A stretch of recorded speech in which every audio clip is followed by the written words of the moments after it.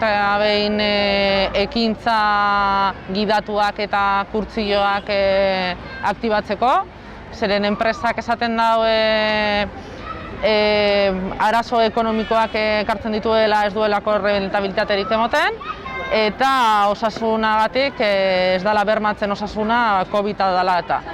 Baina ez dakigu ziur ekonomikoki rentabilitatea bada, ze ez dute inolako informerik edo pasatu, eta osasunagatik beste kiroldegitan egin dute proba eta ematen ari dira ekintzak eta orduan ez dakigu ziurrenik zergatik sopelan gertatzen dago.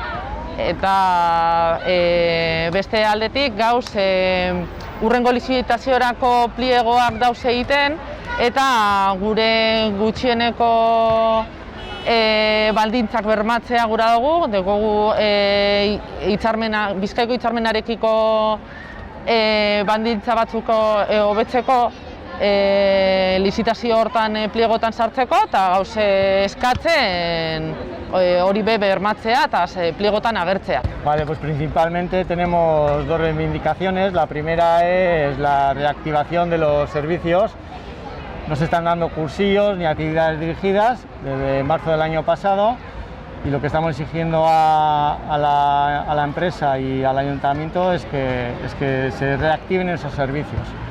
Entonces, bueno, pues consideramos que es un servicio que se puede dar porque se está dando en los demás municipios y no entendemos por qué aquí en Sopela pues no se están dando. La empresa alega problemas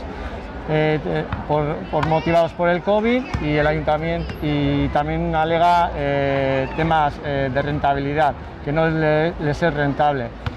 Consideramos que el ayuntamiento debería pasar por encima de esos problemas de rentabilidad y reactivar el servicio municipal como cualquier otro servicio municipal.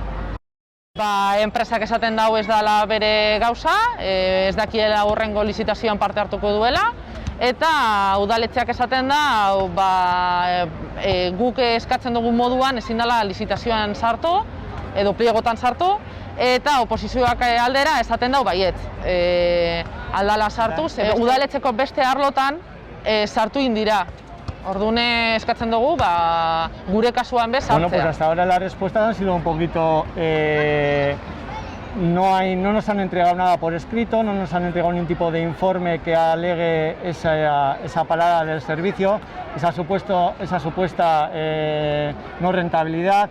Incluso nosotros nos comprometimos en hacer un plan de viabilidad para echar adelante el servicio y no hemos tenido respuesta por parte del ayuntamiento. Entonces, de momento, pues no hay. Nos han dicho que de momento no se puede y no hay más. Jarraituko dugu mobilizazioekin eta ez dakit greba deialdiren bat egin beharko dugun edo ez dakit hori egin behar dugu plantilla osoarekin eta asambladara eraman. Ia. Si seguimos en esta situación, lo que tenemos que primero es consultar con la plantilla y, por supuesto, no descartamos pues, que las movilizaciones pasen a ser un poquito más fuertes hasta lo que haga falta.